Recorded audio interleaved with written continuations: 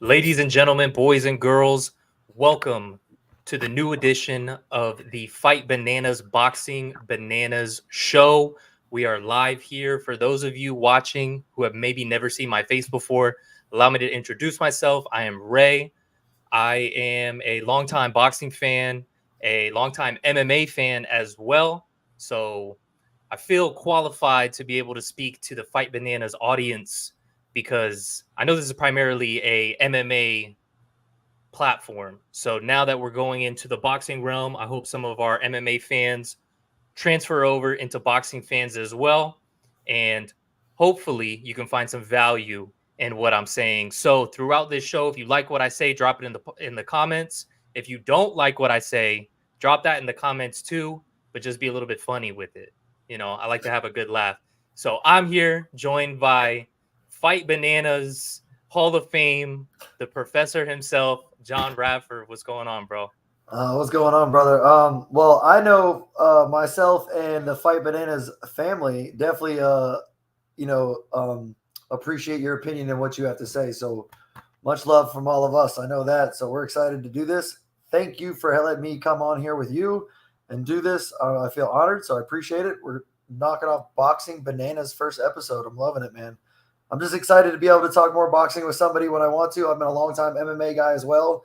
I actually started watching MMA, even though I did watch boxing back in the day. Obviously, Mike Tyson, Roy Jones Jr., guys like that. But I fell off for a long time, became a big MMA fan. But I fell back in love with boxing, and I'm just so happy for the most part, since they're making fights that everybody likes to see a little bit more, that that it's growing now again rather than being stagnant. So I this feel is like a it's great going in the right opportunity. direction.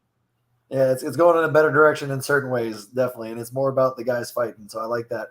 But this is exciting, bro. So let's. I'm down. Let's do it, brother. Yeah, no, to that point, I agree with you. I feel like for a couple years there, boxing just was not in a good place. It was kind of falling off.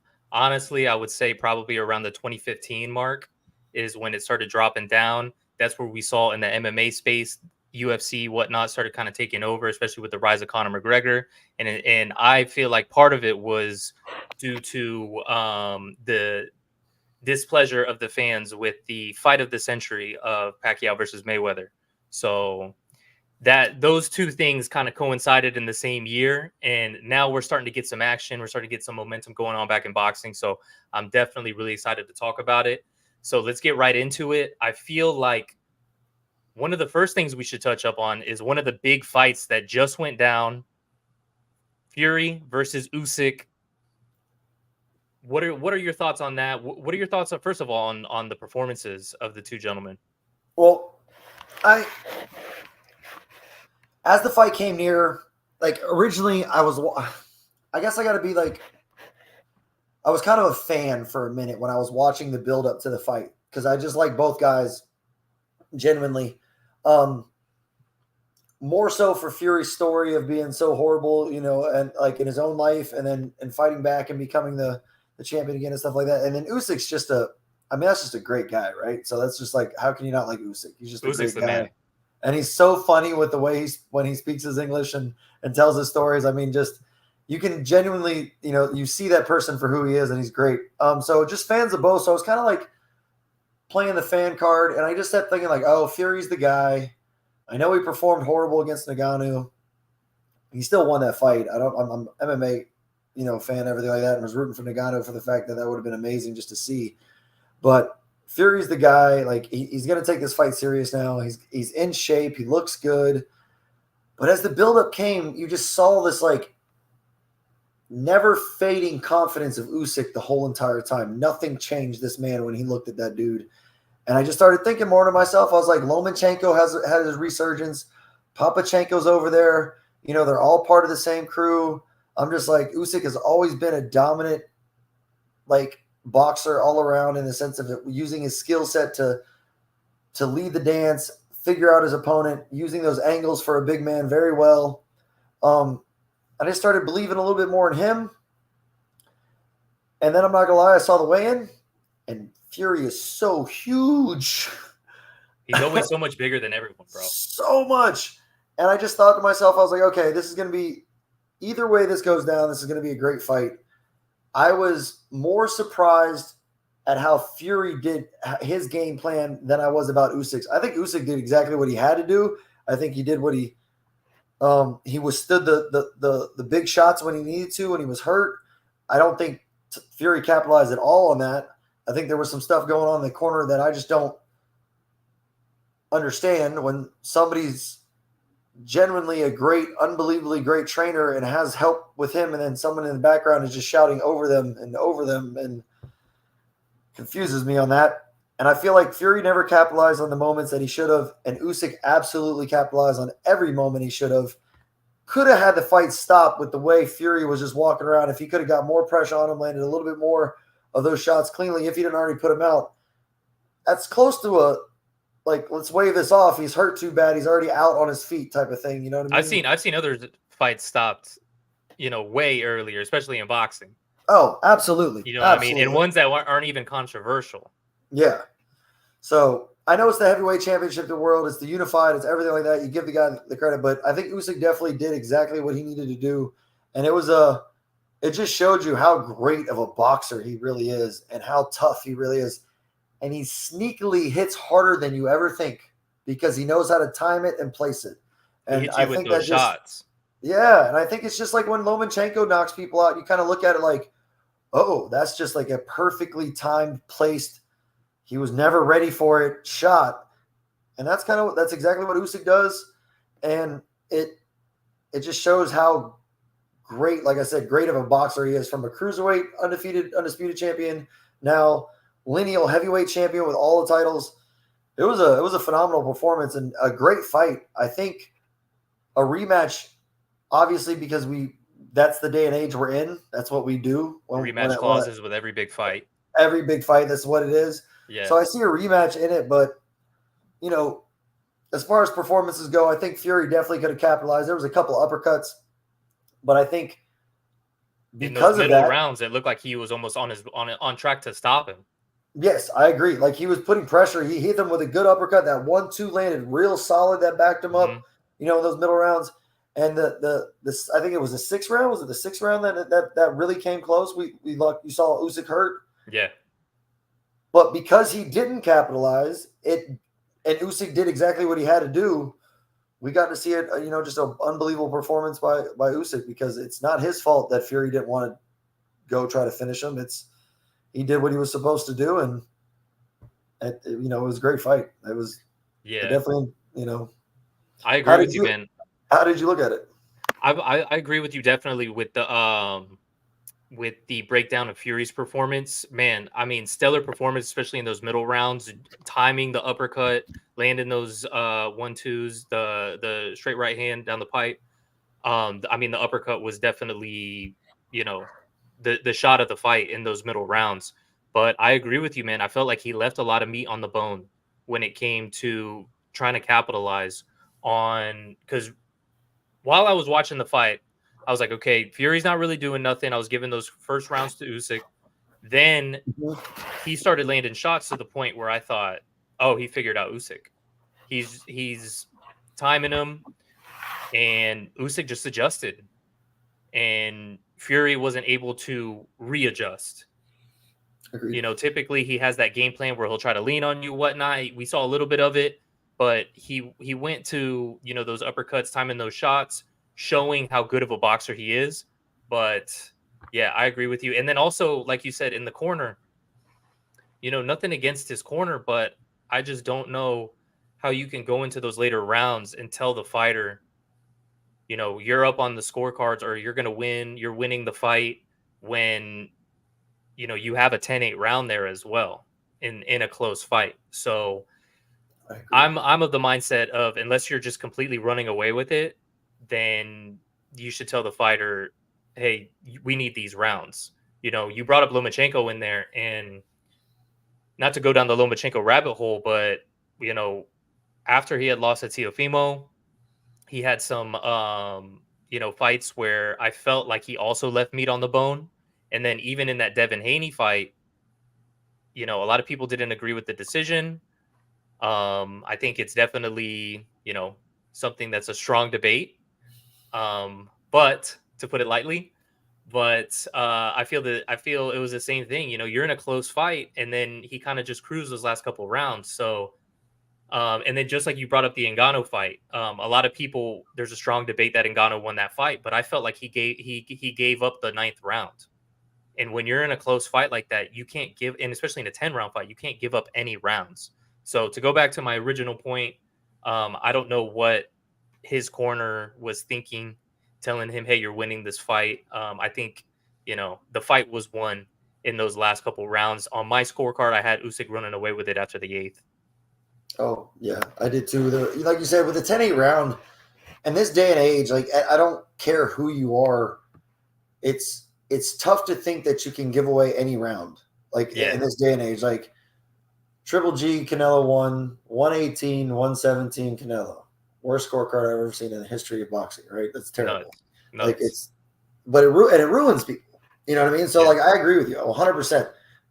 And I'm all the fighters I've ever coached, everybody that I coach to this day, I will always side that the fact if it's a close round, I'm telling you it's them probably. Like it's just yeah. I believe it has to be them. Like you need to go do more. Like this is what we need. Like everyone has to be like that, right? And I never want to lie to anybody on the on the stool because I don't want to get lied to when I was on the stool. Like Yeah. tell me the most blunt truth, and don't feed my ego. Let me know if I need to go do more work. I need to go do more work, and that's just what it has to be. And like a perfect example of that, Terrence Crawford versus Sean Porter. His corner's looking at Crawford when he thinks he's up in his heart. He's like, "I'm up." He's like, "Nah, you're down." He's like, Yeah, "What? exactly. I'm what? I'm down." And then he goes and pulls off the that He stoppage turns it moment. up. It's just like, okay, yeah, tell your fighter that. Because if they're that person, they're gonna go get that like that. You know what I mean?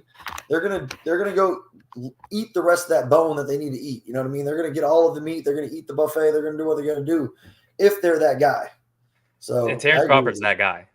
Yeah, and oh yeah, absolutely, 100%. Yeah. For those who didn't know, a lot of the guys that were siding with Earl Spence, it was a debate for about 5 years or so. And then Terrence Crawford put that to bed, tucked it in real nicely. So Oh yeah, and then talk crap to a whole other division champion in the middle of doing it while yeah, grabbing some part that I'm not going to say on Fight Boxing Bananas' first episode. exactly, man. But you know what they say, whenever the heavyweight division is in a good place, boxing is in a good place. And I It's feel true. like True. not only is boxing in a good place, but the heavyweight division, man, for the first time in a while, is really, really. I mean, it's exciting again. You got players in there. You got Zhang versus Deontay Wilder coming up this weekend. You also have Hergovich fighting Daniel Dubois this weekend. Mm-hmm. Now, to the Usyk versus Fury rematch, I don't know really what's going on with that. From what I understand right now, I'm hearing that Usyk's going to be stripped of his IBF, and the rematch won't be for undisputed. I don't know. What do you think? Does that take away from the fight at all, or it doesn't matter if the IBF title's there or not? So let's be realistic. What title does the world like the most? There's like three titles that I believe, and out of those four belts, there's one title that people really respect. I believe respect the most out of it, and to me, that's the WBC, right? Well, I mean, It's the or most. It's. I feel like it's the most recognized that's as what I far mean. as like, it's in the movies now, stuff like that. Especially they do it. They have a good PR team.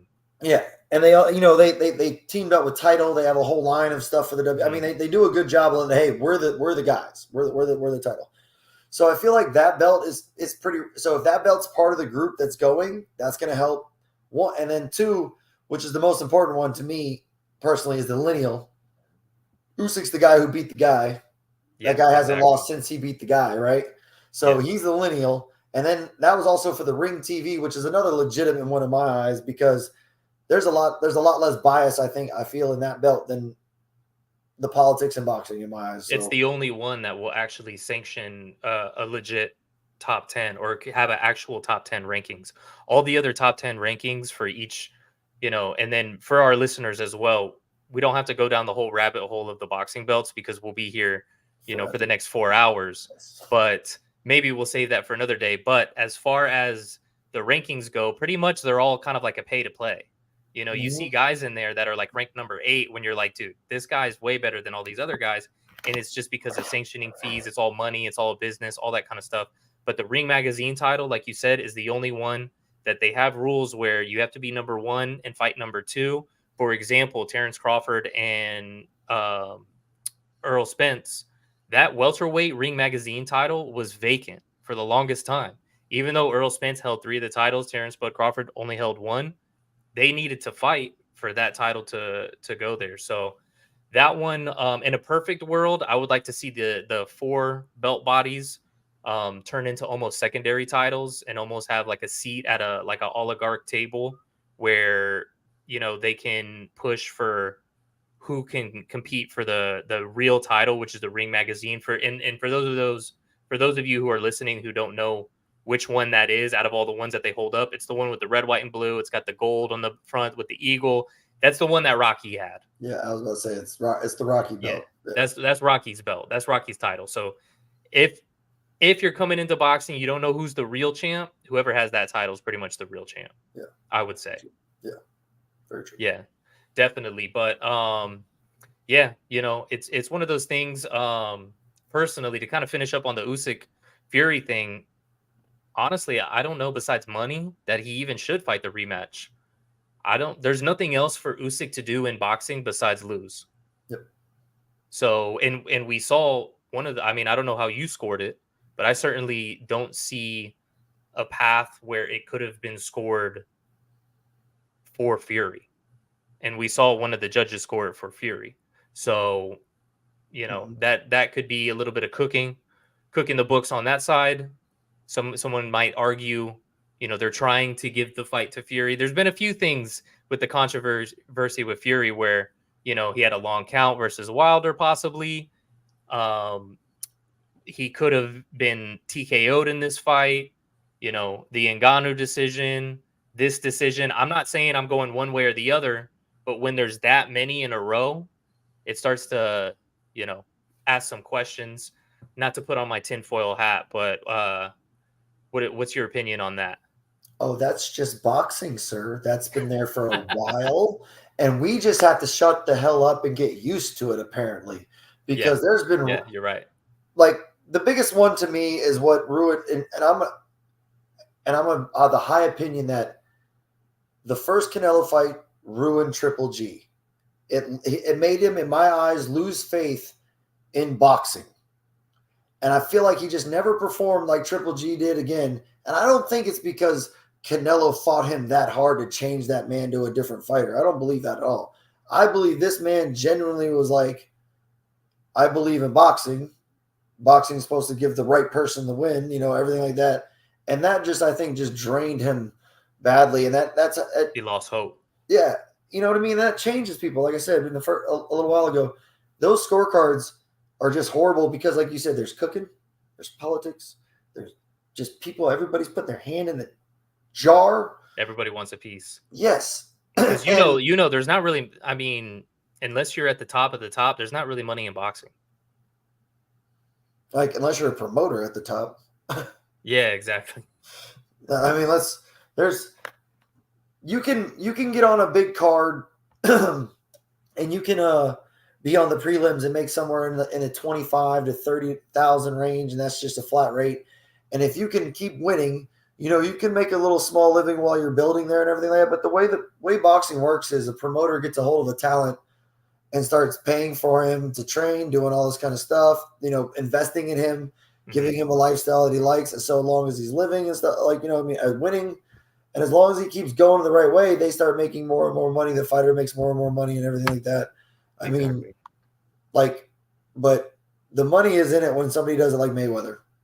When the fighter becomes the promoter and then pays the whole undercard from his own farm that he has, you know what I mean, from his own stable of fighters, boxers that he signed, and that's all the A side.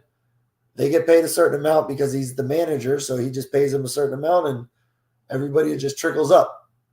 And eventually you move yourself up the ladder, and you get more and more and more. So it's like you said, there's very little money at the beginning, but if you're a prospect and you win and you can get to the top, then there's some cash for you. But Yeah, exactly. It's one of those things where very few people get to the point where they're able to do that, and you have to be someone at the top, like Mayweather or one of these guys, that's selling pay per views like Fury, Anthony Joshua, these type of guys. Speaking of those type of guys, like I mentioned before, we got the heavyweight division right now. We got things stirring up. Um, Man, what are your thoughts on the heavyweight division? Who do you think is the dark horse of the heavyweight division? Assuming that, Usyk keeps fighting, potentially maybe Fury wins. How do you see things playing out? I agree with you at the standpoint of Usyk. I think he should, if he doesn't find a fight that's going to make him like a lot of money and solidify it a little bit better, kind of like Anthony Joshua became relevant again. Maybe do that one more time because everybody thought the second one was close. Hmm. I don't see it changing, even though Anthony Joshua just knocked out Nagano. I still don't see him beating Usyk in my eyes. Like I think Usyk just prepares a little bit more, and he's already taken you know big shots before and things like that. I think he'll withstand it if he had to do it again and dance away with the victory. But I think Usyk could walk away from boxing and be done. And if that happened, it would be, I think, a dark horse right now. There's maybe three of them in my eyes. One, it's probably the darkest of all the horses is Joseph Parker. He had a great performance against Deontay Wilder. He I think definitely he did. can. Yeah, I mean it was great. It was I think Deontay is still relying on one punch, and right now it's getting less and less likely all those times. So he needs to box a little bit more. But I think he's Joseph Parker with that performance proved to us that he can make another run at trying to get another belt or going to the top and making that with the right opportunities. So that would be cool. I think he's a good guy. I think that would be exciting to see him making that turnaround and come back to do it again. And then Jared, Anderson, I think is athletic enough. I think he's got enough pop. I think he could make a real legitimate run here soon, given the right fights up to that level. And I think he's an extreme good prospect. We know that he used to spar with Tyson Fury when he was getting ready for Deontay Wilder and stuff like that. And Fury raved about him, while they were in camp together and stuff. So I mean, I think that kid is very talented. I think he's just extremely athletic for the heavyweight division with a lot of pop. Uh, and the last one is a guy I just talked about Joseph Parker beating him, but Deontay Wilder does have power to where if he strings together 2 to 3 crazy knockouts, you're talking about him for days That again. right hand is always there. I mean, so if he It's all puts about the delivery system, I feel like. if he puts Zhang out and then he fights another dude and puts him just out cold, we're talking about a whole nother If like he he gets puts an Zhang out, what's your next move? Let's say he gets re-signed to Eddie Hearn and or anybody. Who, if you're the promoter or you're the manager for Deontay Wilder, who are you putting him in against? I'm pushing for that Joshua fight. Bingo. I'm pushing for I that think I Joshua think fight. that fight is still there. I think we just need one win. I think right now what Eddie Hearn and Anthony Joshua are hoping for is that the IBF do strip that they do strip Usyk of that title, and then that would make this Saturday's fight with Philip Hergovich versus Daniel Dubois for that vacant title, and then Anthony Joshua would for sure fight the winner of that and become world champion again, and then at least have some sort of claim at fighting either Usyk or Fury, whoever wins that. I don't know that Usyk wants to fight him a third time unless it's just a money thing. Like I said, with the Saudi money, Yeah, I mean money that. talks, so anything can happen. But I will give you a little bit of pushback. I do disagree with Anthony Joshua, and I'll tell you why. I had never really been an Anthony Joshua fan because I feel like we had Anthony Joshua 1.0 when he was on his first run before the Andy Ruiz fight.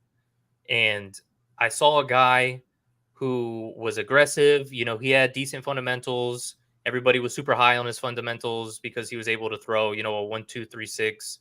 And then we saw, I also saw him as a chinny guy too. Like he would get clipped. And so when he got knocked out by Ruiz, I wasn't really surprised at all. I was like, oh, I feel like he had it coming. And I was always saying Deontay Wilder will spark this guy out. Then we saw Anthony Joshua 2.0 after he lost to Ruiz, and then in the Ruiz rematch, he was on his bike. It was more of a timid fighter, Mm-hmm. right? And Yeah, then that's why, Jab City. yeah. And then when we saw his game plan against Usyk, I feel like it was an issue with nothing against his trainers, but maybe it was just the wrong mix where he tried to box with Usyk, and nobody's winning that fight. Trying to box with Usyk, it's not happening. So when he tried to box with Usyk and he lost, I don't know what went down. If he blamed the trainer, what he said, I need to get a new trainer. He ended up going with Robert Garcia, and I felt for the rematch they went right in with the same game plan that they did for the first fight. I was like, what are you guys doing? And then talk about leaving meat on the bone. There was times where he had hurt Usyk to the body, didn't capitalize on it. It looked like he was just a gun shy guy. Now, I feel like since those two losses, sometimes a loss is the best thing that can happen to you, right? Yeah. With the Yeah. with the Ruiz, maybe he went with the narrative of, oh, it's a fluke. See, I wrote the wrong, even though it wasn't really the same thing. Yeah, true. And then now I feel like we're seeing Anthony Joshua 3.0 with Ben Davidson. I feel like Ben Davidson and him are a perfect match, and Ben Davidson's really been able to utilize the skill set and the physical just ability of Anthony Joshua, and not so much for the Francis Ngannou fight.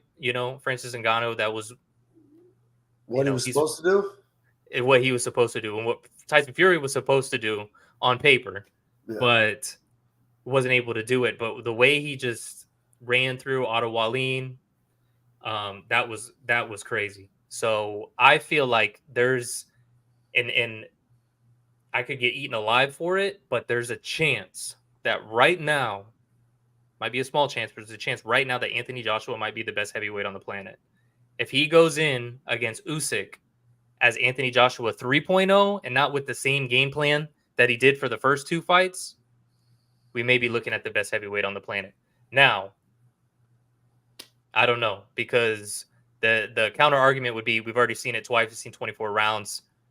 You don't know what you're talking about. But I feel like there's a little bit of an argument. I'm not gonna die on the hill. I get you. No, I understand where you're coming from, and I agree. The Nagano one I kind of call whitewash because Nagano made the worst mistake ever. You went southpaw with the That was what orthodox I was fighter, saying. He went and you as just soon as he stood there. went southpaw, the fight was over. Oh yeah, because the first knockdown, I was like, well, he just did what you were supposed to do. When you went southpaw, you're supposed to throw the straight left, so that way he has to think about something or start jabbing. You Yeah. stood there, he threw his right, and that was like, okay, well, that was what he was supposed to do. And that threw everything out the window. Oh, it did. And the thing is, too, he was doing it against Fury, and I was damn near screaming at the TV, like, "What are you doing? Don't switch southpaw on him." And Fury didn't capitalize on it, Well, but I Anthony believe that was Joshua did. I believe the switching southpaw against Fury was actually not a bad idea after the knockdown because it put his right hand in front. Fury already got knocked down with a left hook. The right hand is what you're supposed to worry about. Now that's in front.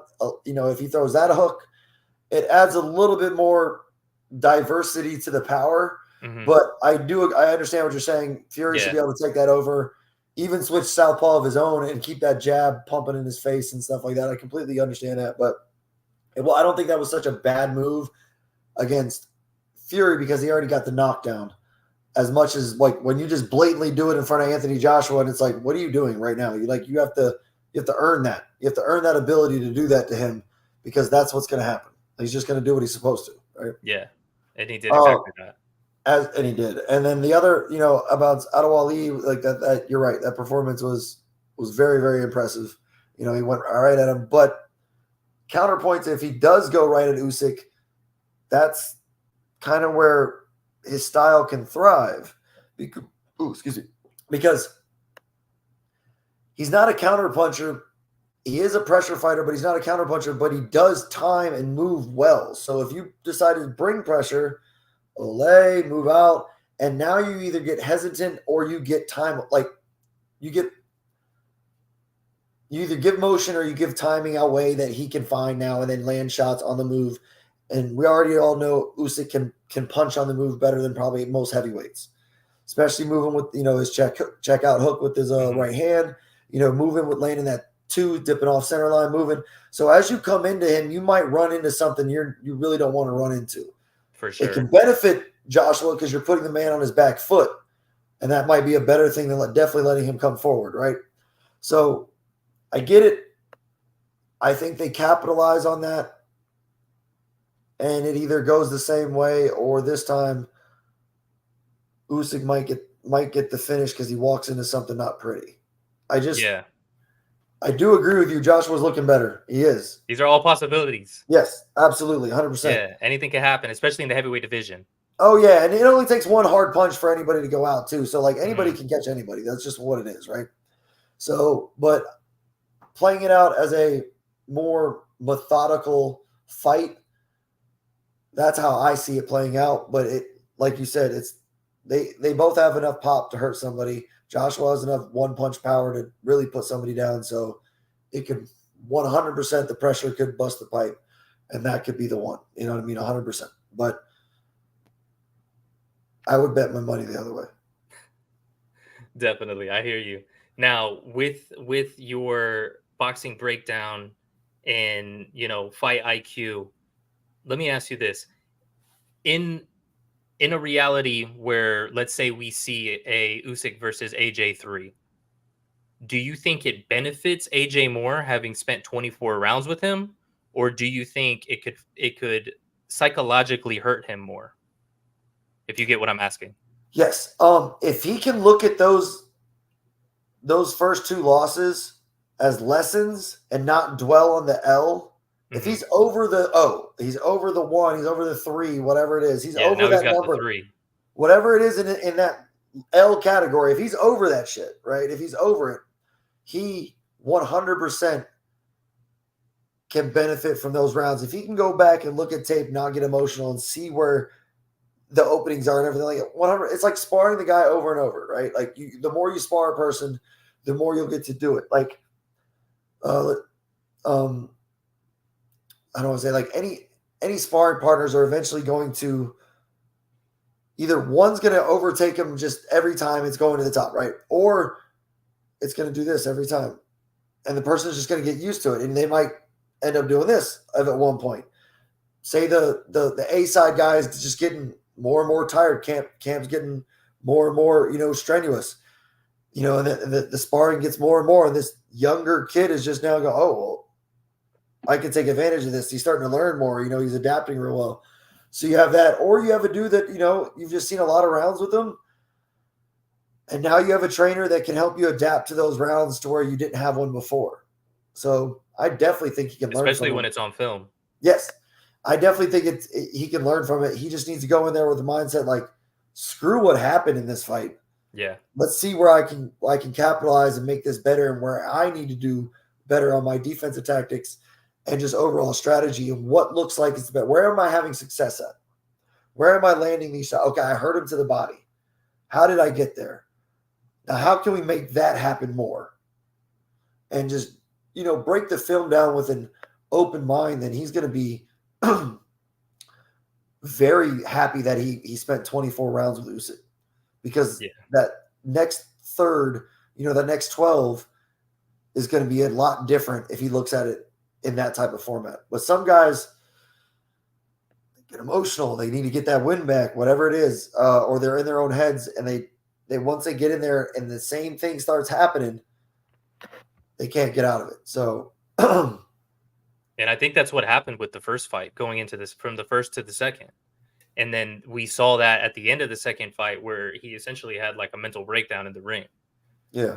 And then since then, the reason why I kind of bring up the whole topic and even say that there's a chance for AJ is because I feel like, from what I've seen and hearing him speak now, feel like we're seeing a different guy. We've seen a guy who's grown. We've seen a fighter who, like you said, doesn't really care about that L column anymore. It's not attached to his ego anymore. He's gotten over it, and with that, I feel like that's the mindset he'll be able to bring into the ring. But you could plan for that, but what happens when you get punched in the face? Your plans go out the window. Exactly, man. But for that, that'll be a topic for another day if we see it, maybe. Yeah, I'm definitely excited now for whatever, because like I said, I was always I don't want to say a hater because I always respect everybody and their skill sets, but when people were saying, oh, he's going to beat Deontay Wilder, I was saying no way, especially 2018, 2019. I said yeah. he's not beating Deontay Wilder. Now, I don't think Deontay Wilder's beaten Anthony Joshua, but he always has that equalizer right here. But to segue out of the heavyweight division, we saw some fights over the weekend. We saw Jack Catterall versus or Josh Taylor versus Jack Catterall 2. I know you were saying that you didn't get a chance to see the fight. Did you see the first fight? I saw. Yeah, I saw. That one was pretty close too. That one was. I thought Catterall probably edged that out. The first time, but you know, Yeah, it's boxing, especially when you're fighting in Glasgow, yeah, Scotland, yeah, and the guy you're fighting against is Scottish. I thought that first fight, Josh Taylor didn't have a very good performance at all. I didn't feel like he fought like the Josh Taylor that we've seen in the past. yeah, And one of those things is, everyone was saying, maybe it's time for him to move up from 140. Well, then after that, he fought at 140 again against Teofimo, and he didn't look good. And now he's fought at 140 again, and he's lost. So, spoiler alert for anyone who hasn't seen the fight of the rematch. Josh Taylor lost that one. There was a little bit of controversy with the scorecards, but you know, like the professor said, that's boxing. And considering that the shoe was on the other foot the last time, it doesn't really upset me that much. I'm glad that Jack Catterall got his victory. I thought that he won that first fight. I will say though, I will admit, I was watching it from my phone. I was working a corner for a fight in South Carolina that day, and I was like the third guy, so I didn't have to help setting up or really anything. So I was just sitting there in the corner with my phone like this. So I was able to watch it, but still, it's you don't get the full experience, and it's hard to really score a fight when you're just sitting there on your phone like this. You yeah, know what I mean? So, but from what I saw at the time, I thought, ah, man, I feel like he got robbed. Then I went online, and everyone else thought he got robbed as well. So it's good to see Jack Catterall get that victory. I don't think there's need for a third fight because I feel like really it should be 2-0, even though it's 1-1 on the official yeah. box rec. That's kind of similar to the.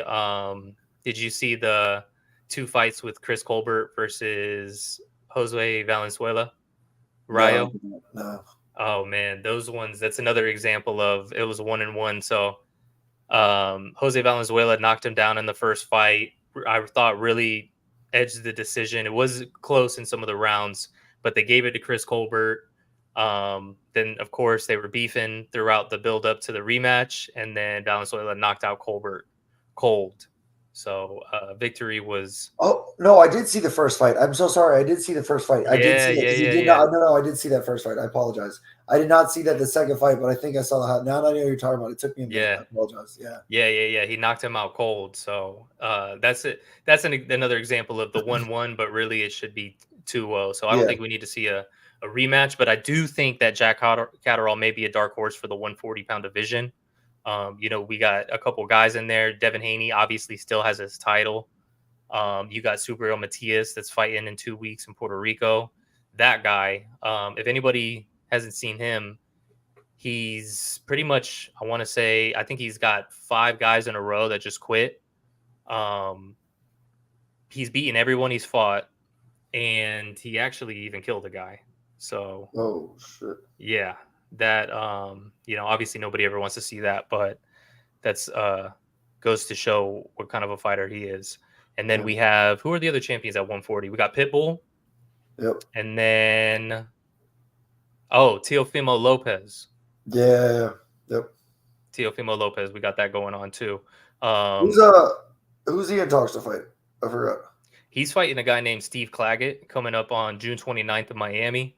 A lot of people are not liking the fight because Claggett's a guy that's got like 7 losses on his record. He is on a 10-fight win streak, but it's one of those things me and you were talking about off camera where it could be one of those situations where some fighters, you can't just look at their record. You know, a lot of MMA fans, if anybody in MMA is watching this, you'll know it's the record doesn't mean everything, you know. And I hope that boxing goes into a place where we're not obsessing over the loss column and we just see good fights, because it could just be it could just be that, you know, he wasn't managed the best at the beginning of his career and whatnot. So, but that being said, a lot of people aren't really liking that fight. You know, we'll see what happens in that division. Who do you think will reign supreme at the end of the day?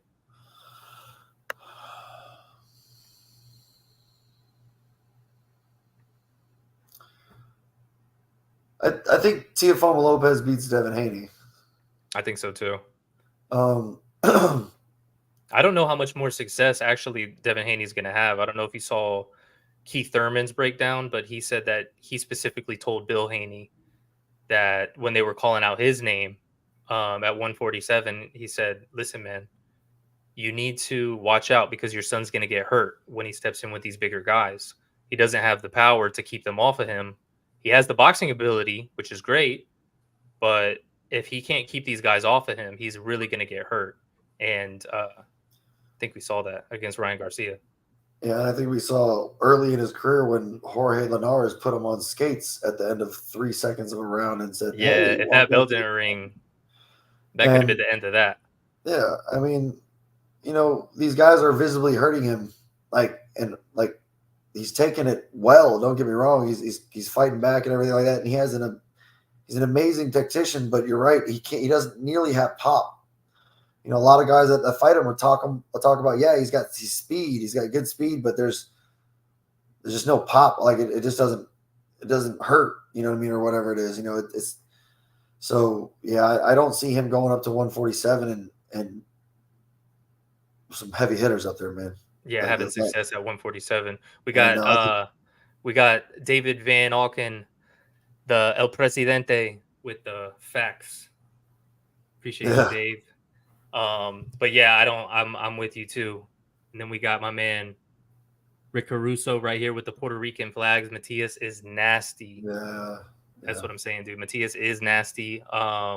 He might be able to, if they're able to align it where they can all fight each other and go for another undisputed belt at 140. Matias, I feel like it would be in between Matias and Teofimo, because when Teofimo's on, he's on. But you know, some of his performances haven't really been the most exciting in the world. I'll say that.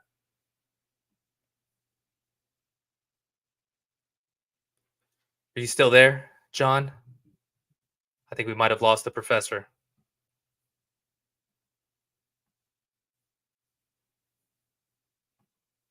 Uh-oh. Ladies and gentlemen, we're having technical difficulties at the moment. I think we lost John the professor. We'll see if he comes back in. Um, you know, this is boxing, guys, ladies and gentlemen, and we are bananas about boxing over here. So you guys let us know. Oh, we lost him officially. He's out. He's 86, John. We'll go on monologue style for another second here and see if he hops back in. But if not, we could call it a night. And then drop in the comments, man. What type of, you know, what topics do you want to hear from us? What topics do you want to talk about? What topics get you excited, especially in boxing? We got a lot of stuff cooking up everywhere from, you know, the lower weight classes with the Monster Inoue, all the way to the higher weight classes with cruiserweight cooking up finally. We got heavyweight is on fire. We have light heavyweight you know, we were supposed to see an undisputed fight with that, and unfortunately that fell out. We'll still see Bivol fight this Saturday. So always down to see Bivol do his thing. What else we got? Obviously, 168 is a bit of a, you know, uh-oh. Bro, I'm so sorry. My internet went out on me. I don't know what the heck happened. I had to No start like my worries, whole. bro. No worries. I was able to man the ship solo I apologize, homie. I for a apologize, second. Pipe Bananas community, but thank you very much, dude. I appreciate it.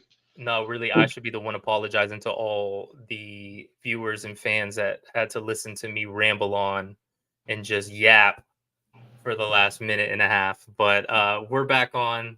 We got the professor back.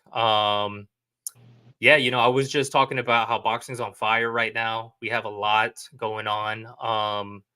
Out of all the divisions, all the fights coming up for you, what are you most looking forward to?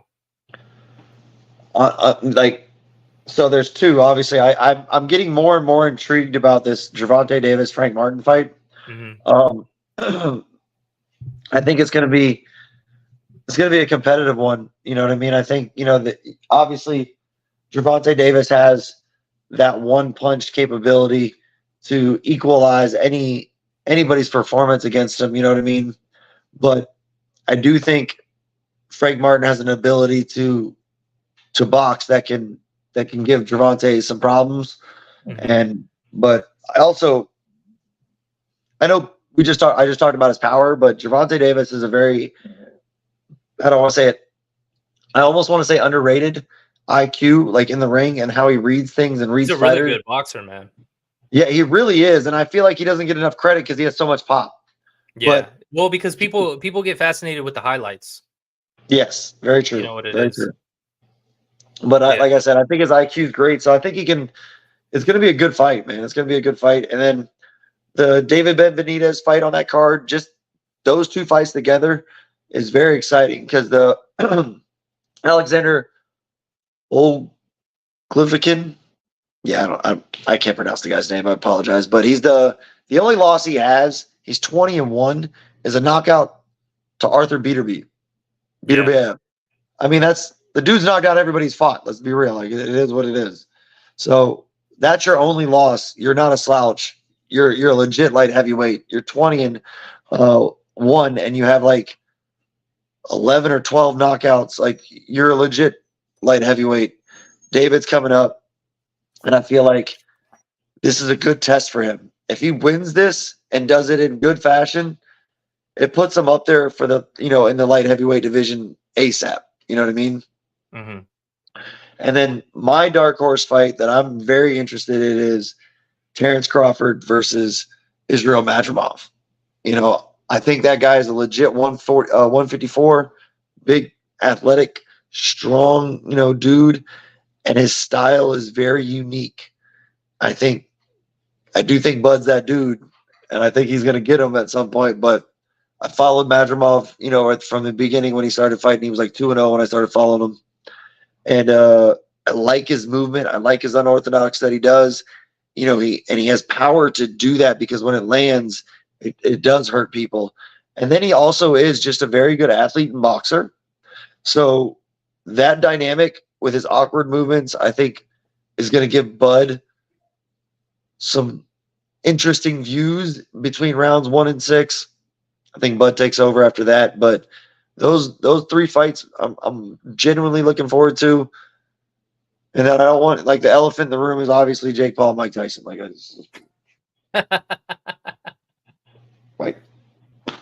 I gotta watch it, right? I gotta watch it. So whatever. No, for sure, most definitely. Yeah, we could cover that in July.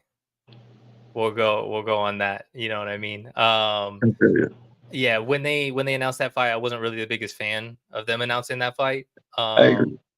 Yeah, but we'll see what happens. But to the fights that you touched up on, to go from front or back to front on that one. So the Madrimal fight, I feel like he's a guy that a lot of people or it's just under the radar, man. A lot of he's got a foreign name. People don't know him. Similar to like when Khabib was coming up, nobody knew who this guy was. Nobody knew how to pronounce his name. Yep. Things like that. and then you know that's where people will possibly even criticize the fight, saying, "Oh, who's Bud fighting? He's fighting another nobody, whatnot." But for people that watch boxing for the skills, you'll know that this isn't a walk in the park for Terrence Crawford. No, not at all. Not at all. Yeah, So I'm definitely interested in that one. I think Bud gets it done, but like I said, it's gonna be I fun. think I mean, bro, it's hard to bet against Bud Crawford. No, 100%. Yeah, it's definitely, and anybody who was betting against him before probably isn't doing it anymore. True. So we'll see what happens. But what I do like about that fight too is that they're making a super card with that. It's the Saudi Arabia's like Yeah. first fight that they're making outside of Saudi Arabia. So, dude, that card is going to be stacked. Once it gets closer to it, we'll go into in-depth breakdown of it. But we have a bunch of top names on it. What I like about that fight is that it's going to give, if Bud can win, it'll give Bud a title at 154. You got chirps right now, rumors right now that Earl Spence is going to fight Sebastian Fundora, who just won the WBC and the WBO. Yeah. If Spence can win that fight, now we got Spence with 2 titles. You got T-Bud with another title. And then you got one other guy, another Russian guy with the IBF. Maybe Bud fights him as well. And then you put Earl Spence maybe with the winner of Tim Tszyu versus Virgil Ortiz for undisputed. I think 154 is starting to cook up again, especially after, as good as Jermell Charlo is. I think he left it a little bit stale for the past 2 years. Yeah, I mean I agree. Yeah, definitely. That is it. That if they can make those fights like you just pointed out, and that falls in line, that would be an interesting little a string of competition in that weight division. I think that would lead up to a good fight. It would build us more confidence back into Earl Spence if he was able to get For that sure. other title, do that, and then have this rematch. Because right now, I don't even know why we don't need a rematch.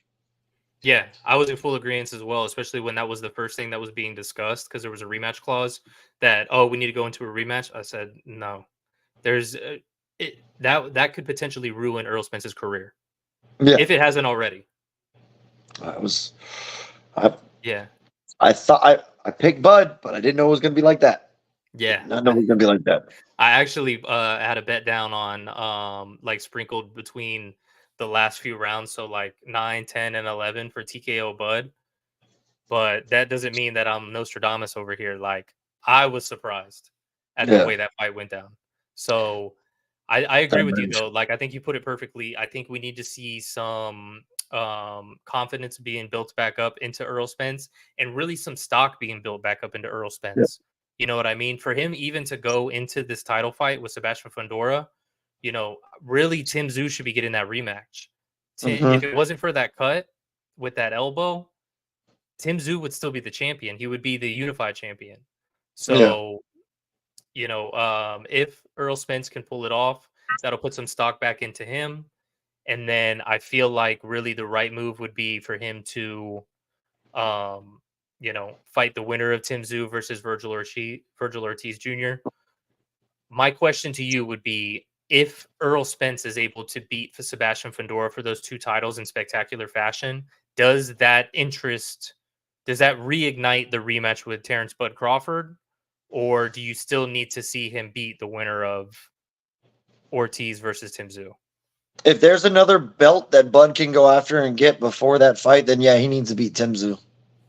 Yeah. Or the winner of that Tim Tszyu or Virgil Ortiz match. Because yeah, that's great. You beat Fundora. Like you said, I agree with you. I don't think he wins without that cut happening. Mm-hmm. Period end. And I think honestly, Spence is going to go in there and do work. I think he's going to get to the body. I think he's going to get inside that range and show us the Spence that we saw before Terrence. I don't know if he gets a finish, but I think he beats up the kid pretty well. And then I think after that, we're looking at it going, okay, okay. But that's a kid who, did he really beat Tim Tszyu or anything like that? And if Virgil Ortiz beats Tim Tszyu, then yeah, you need to fight him. If not, let's see Tim Tszyu, Earl Spence. That would be great. I think that's a very entertaining fight. I agree. I think that would definitely put stock into both of them to get the Bud Crawford fight. Whoever wins that fight would now put stock into it. If Tim Tszyu was able to, even if Tim Tszyu just edged out a decision, that still puts stock in it, especially after Spence got, another belt and beat, Fundora, especially if he beats him up. I definitely think that's the route to go. I would like to see that. If there's another belt for Bud to get, let him go get that. He's earned that right to go get that guy rather than going straight to one of you guys. Not saying that the other dude isn't good, just it's Bud Crawford. He gets the right to pick. It's just what it is. And it's not like it's a cherry pick. He's going to go beat a world champion and collect a title. Yes, exactly. But I mean, he gets the right to pick what direction he wants to go after that. You know what I mean? So especially if he gets, past Israel Madrimov with another belt, right there, that belt, he gets the title. Okay, I want to go this direction to get the belts. That's my right. I'm going to do that. You know what I mean? So for sure. I think all of those possibilities there, almost like bracket style, kind of lead us into a very exciting 154-pound division for the next, I think so, at least year and a half, 2 years. So yeah, that would be good fights. That would be good fights. I'd be excited about those. Yeah, most definitely. Last topic to discuss on Terrence Crawford. What are your thoughts on this potential matchup that they're trying to push of Crawford versus Canelo at 168? I don't like 168 in any kind of direction for Terrence Crawford. Now, if Terrence Crawford and this falls together in the way that we said it in the next year and a half, let's say the next time we talk, or the next time next year, this time, right? Or 1 year from now. Or let's say 1 year from the Madrimov fight. Let's say that.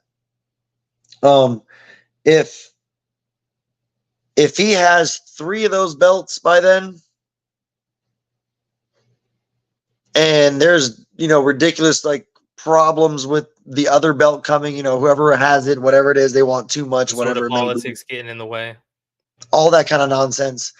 I'd say, okay, yeah, now he's pretty much unified another division, cleaned out who he had to clean out, got the belts at 154, a catch weight at 160 for Canelo, which he's not going to come down to it.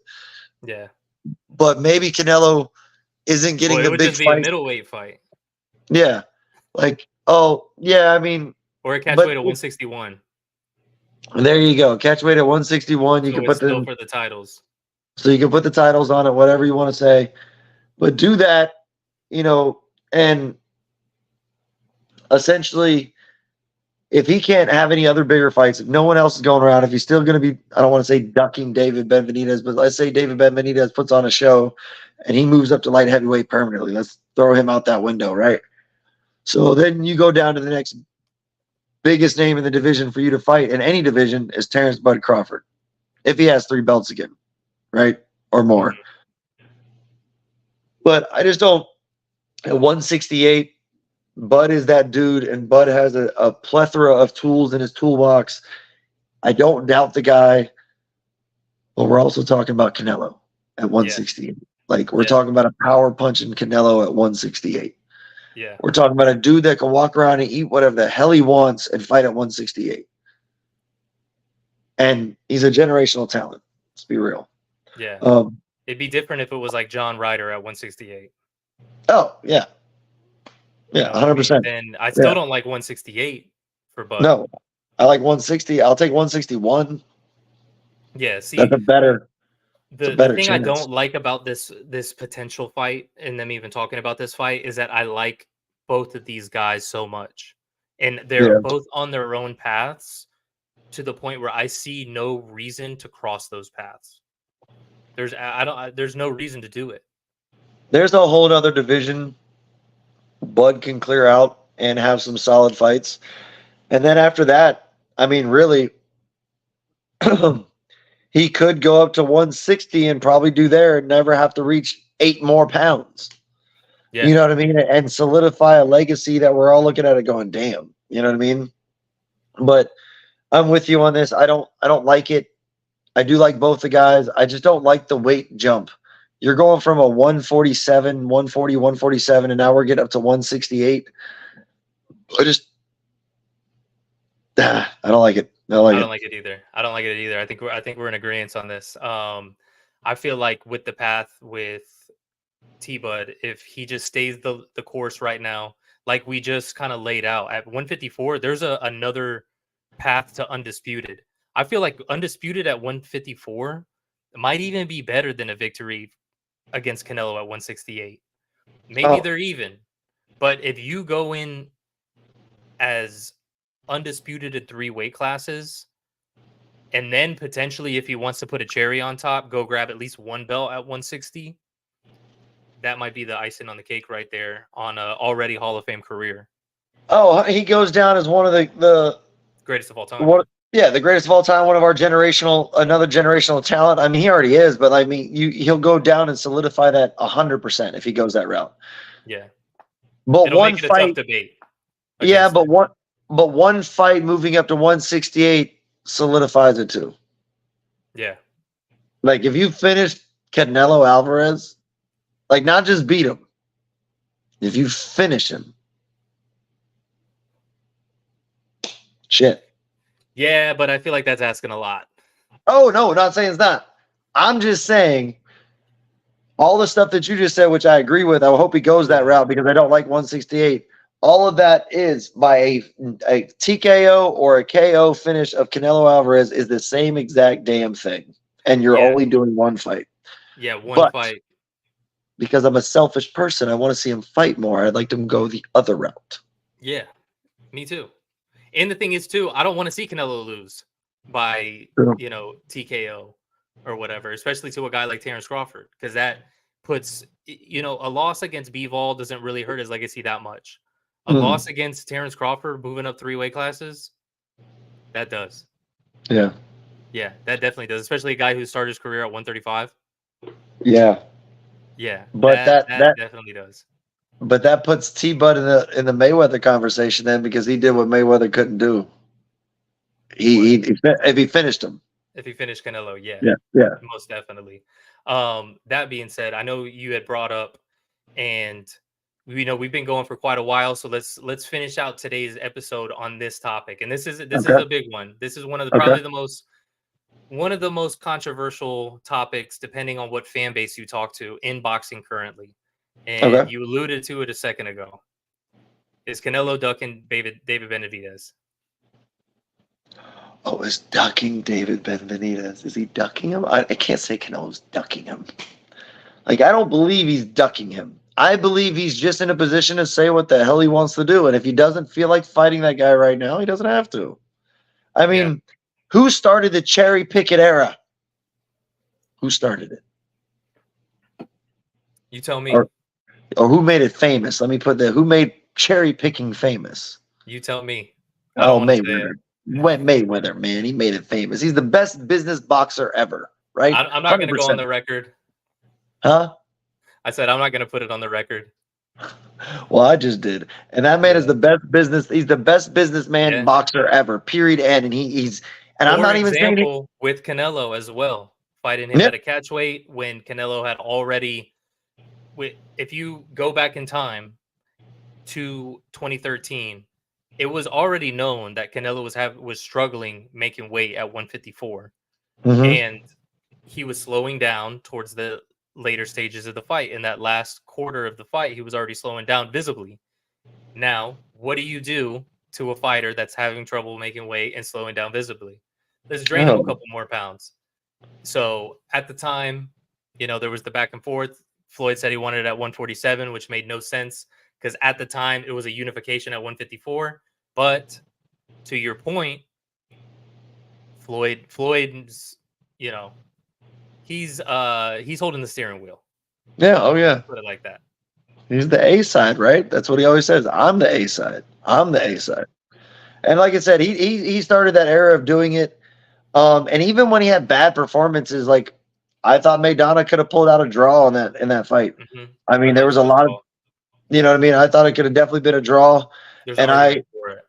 oh, for sure. And then, then he dominated him in the rematch, which, Yeah, oh, I mean, it was just, oh my God, it was over, right? he made the It was, adjustments.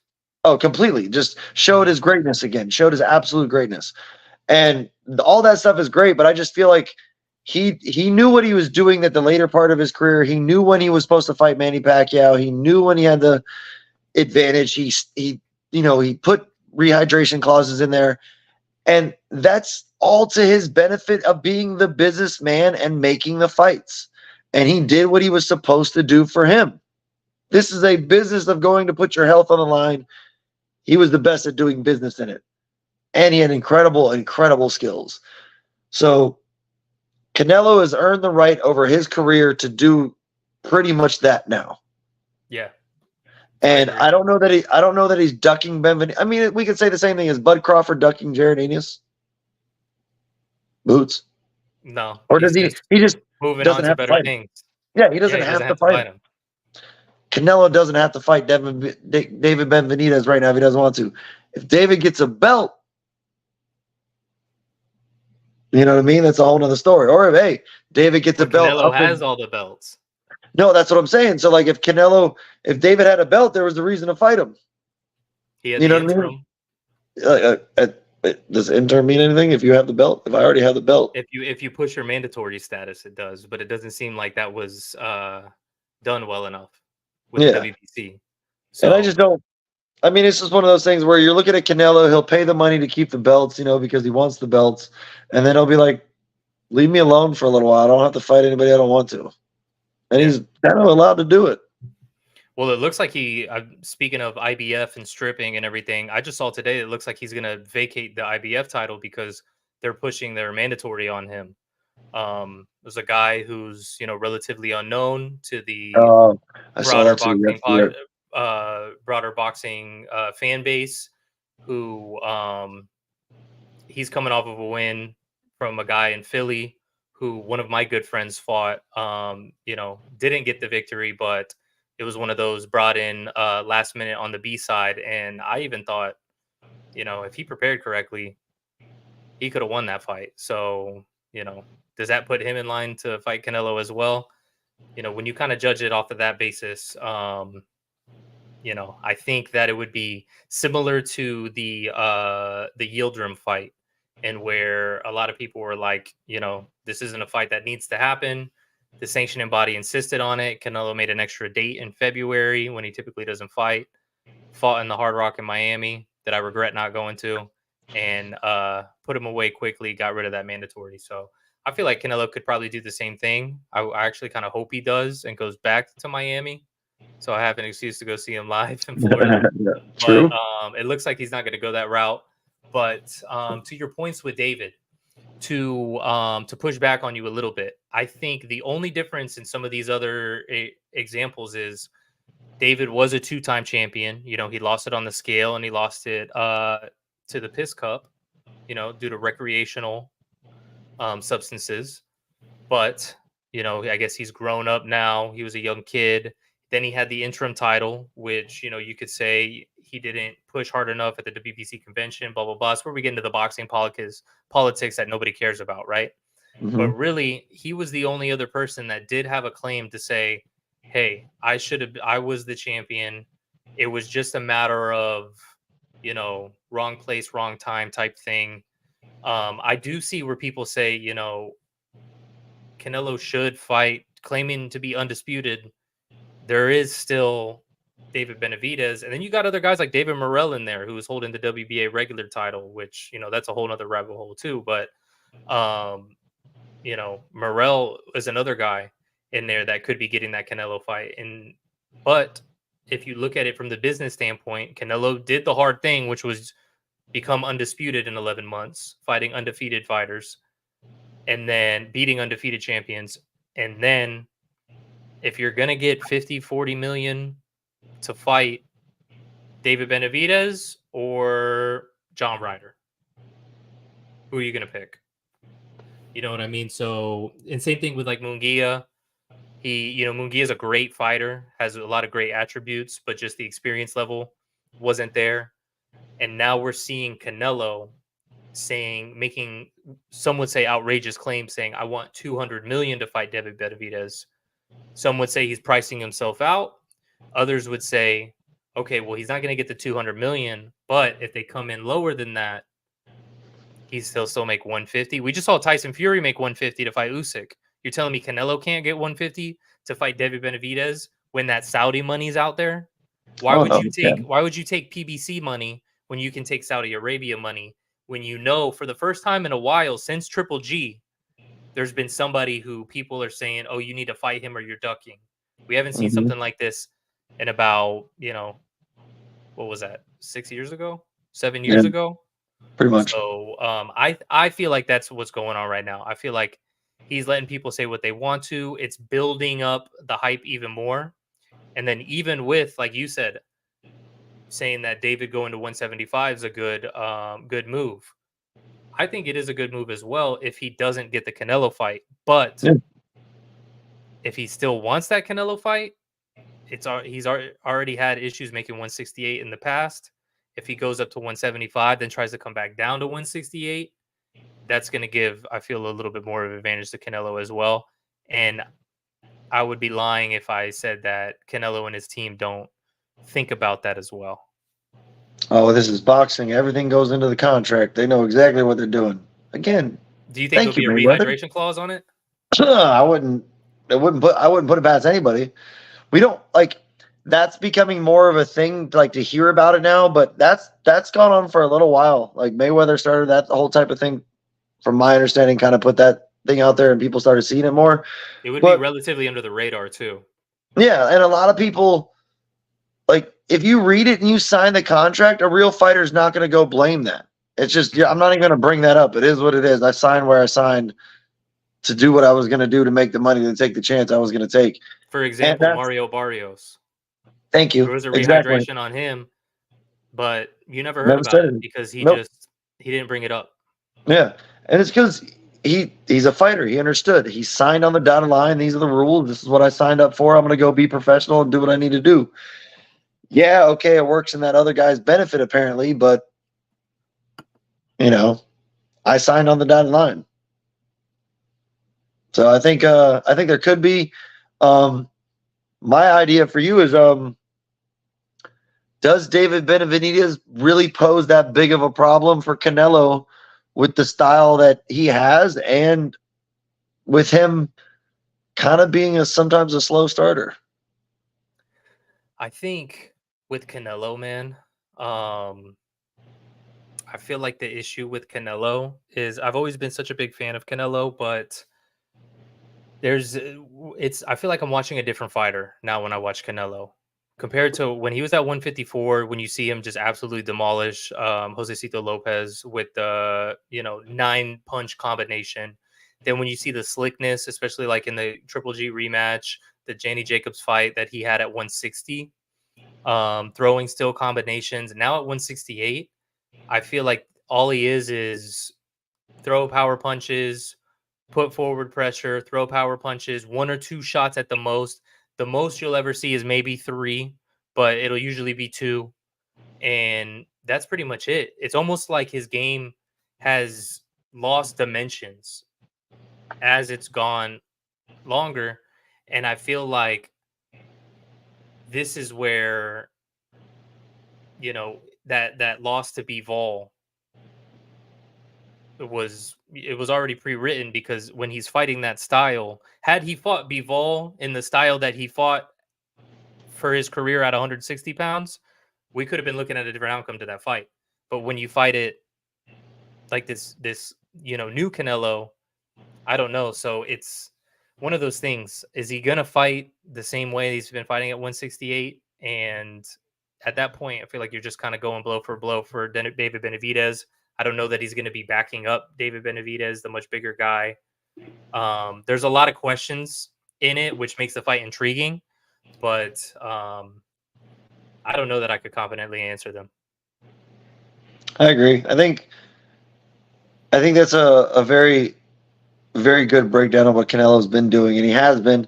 I want to say it's 2 to 3, more than 1 to 2. Like, because I feel like he does a lot of throwaway things. Like he'll touch you, and then he's ripping Yeah. off 2 shots. Yeah, So yeah, I yeah, think yeah. it's more like a feinted 3-punch combo rather than the 2 just direct power shots. But he is That's low.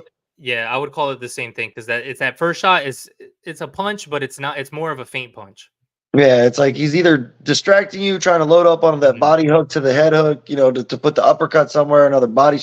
He's doing a lot of things that just break you down slightly here and there in your thought process of where he's really going to go. Um, and he's still very slick on the defensive end. Doesn't he's not getting banged up too much. I think that style that he had got him banged up sometimes, like hit with punches. Like he never had a. In no way does he have a glass jaw. In no way is his jaw gone or his chin's gone. How we say it. I think he's just trying to preserve it a little more. If he throws 1 to 2 shots like power shots after a toucher, and then he's out more, He can get back he's on the safe. defense. Yeah, he's saving his brain cells right now a little bit. And I Yeah, think he's relying on that. I can break your body down. I can slow you down enough to where now when you start punching at me, it's easier for me.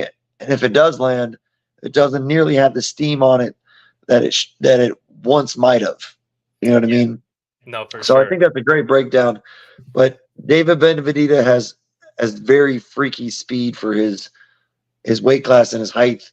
And I say height because you don't really see a guy tall a lot of times that has super hand speed. You know Yeah. what I mean? Like, and he really does. Like, he's fast. He's fast with him. You know what Well, I he mean? throws a lot of the shots from here.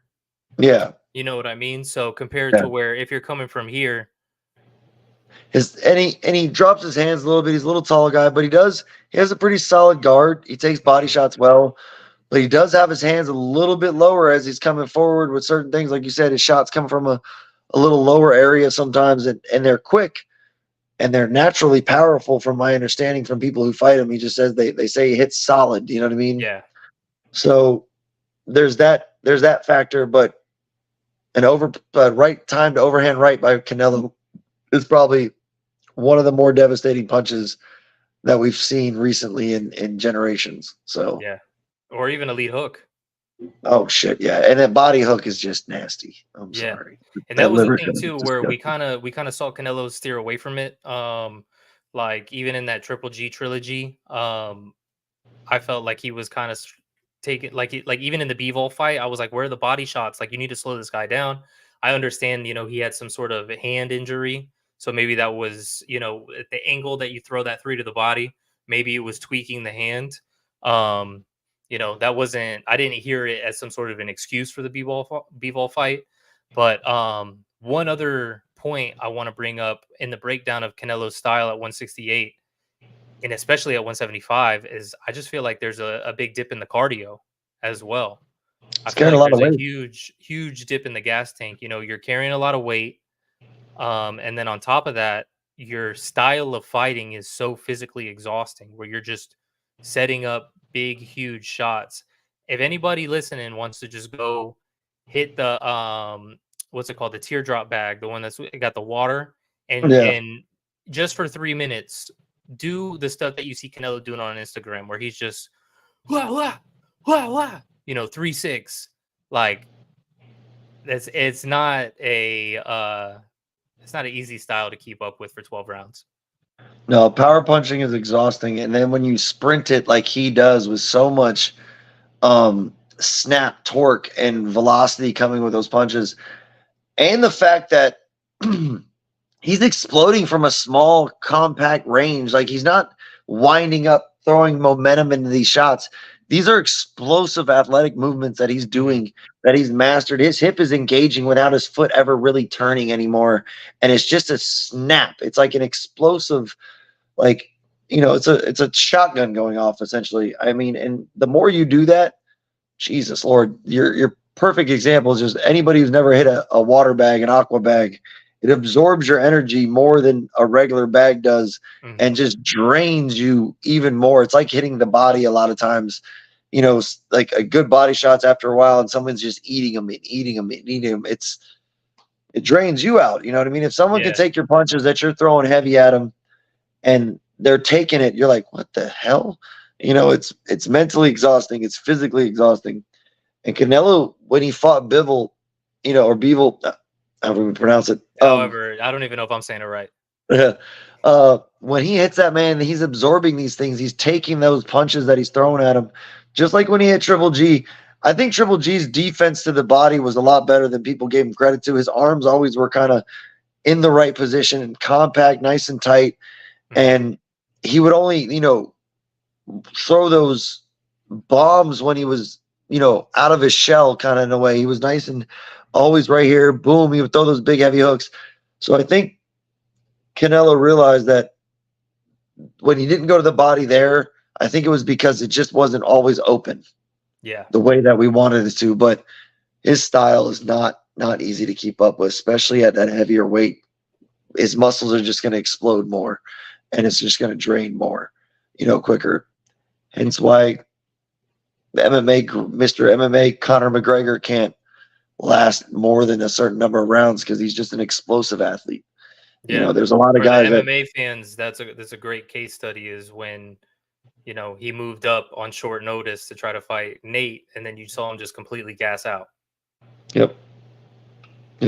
So I definitely think you're correct on that. I think his best style for us, I think, was 160. Yeah, that was my favorite as well. And I'll tell you what, when it comes to these, I know I've been talking about these sanctioning bodies and whatnot, but if it wasn't for the IBF when he beat, like they're doing now with Usyk, like they're doing with him with the 168 title, when he beat Danny Jacobs, within like a week they said, "Oh, you have to defend in August," even though that's not when Canelo fights. He fights in September and May. They said you have to fight in August against Derevianchenko, or we're going to strip you of the title. If it wasn't for that, because that at that point Canelo had 3 titles, all he was missing was the WBO title at 160, who was held by Bubu Andrade. I felt like he would have fought Bubu Andrade next, which a lot of people were saying, "You're a horrible fighter." For those who don't know, that's that guy. And I feel like he would have been undisputed at 160. But to give Canelo credit, this is where I feel like he did something even better. He had won 3 titles, the WBC, the WBA, and the IBF at 160. The only one he was missing was the WBO title at 160. So instead, once they stripped him of the IBF, the next fight he fought, instead of the 160-pound title, was the 175-pound WBO title. And then he won that by devastating knockout against Sergey Kovalev. Yeah. In a way, I almost feel like that's like maybe even possible. There's an argument for better than undisputed with that 4-fight run right there. Yeah. I mean, it's not bad. When he did that at Kovalov, it was nasty too because he turned that fake. It was like almost a fake liver shot to an uppercut. That just, oh my God, it was beautiful. But that's true. I mean, you go up and you say, okay, you're not going to give me the I can't go get the 160 title, so I'm going to go get the 175 title. That's some baller stuff right there for sure. Most definitely. I'll say to close it out, if Canelo doesn't fight David Benavidez next, who do you see as Canelo's next fight for September?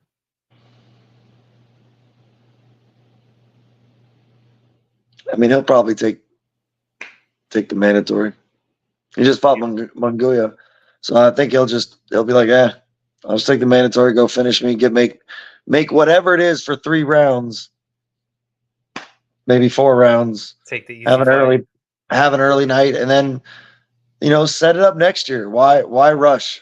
Why rush? Go set May up next year and fight May with the next big fight that you want. I mean, and get this silly sanction in the body off your back, and and then maybe then he gives David Benavidez his shot. Who knows? You know what I mean? Maybe after he takes an easy fight and says, "Yeah, I deserve this one. I'll go make my money this way." 4 rounds for $50 million is way easier than 12 rounds or for 60 or $70 million if that's what he ends up getting for it. You know what I mean? At his look now, but he can still go make a massive amount of money for 3.5 rounds of work, 4 rounds of work. Most definitely, yeah. I mean, I don't think he's going to be selling a ton of pay-per-views with that fight or anything, And he might lead into some exhaustion from his fan base, where you're having to pay for Canelo fights that you essentially don't want to see. Yeah.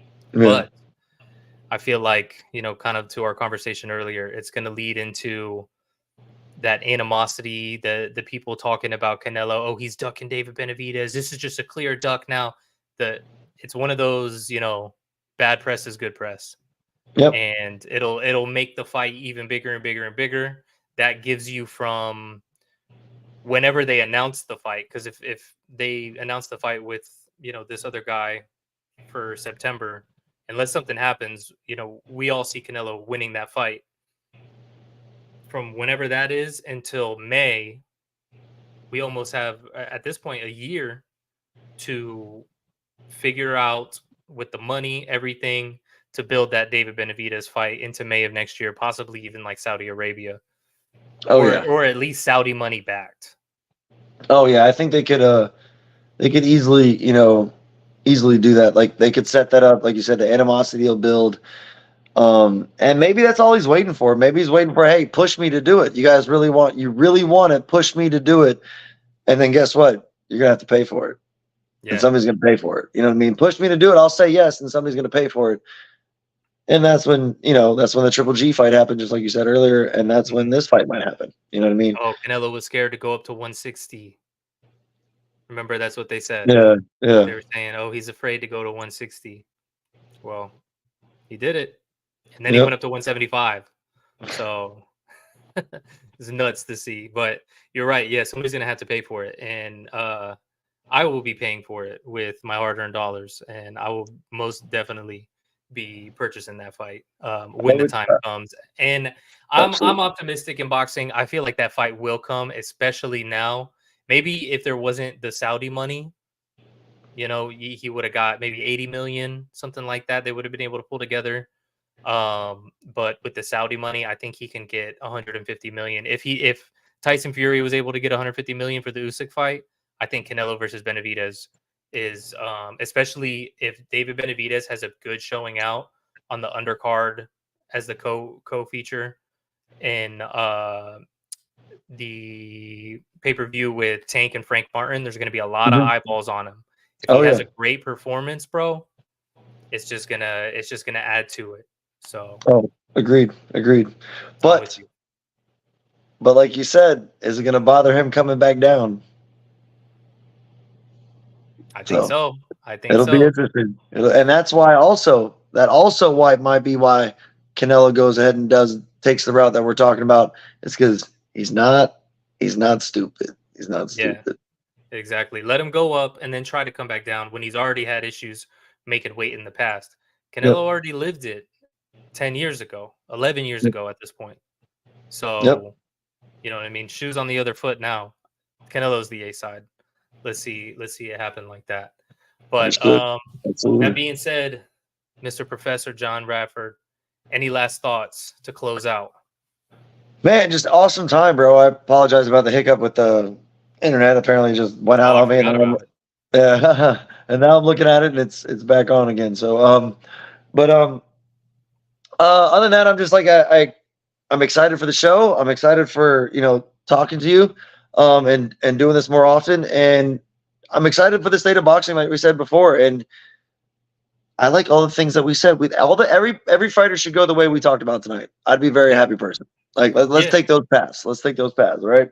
So I'm looking forward to a good rest of the year with some good fights on it, and talking to you. So thank you very much, sir. I love your insight.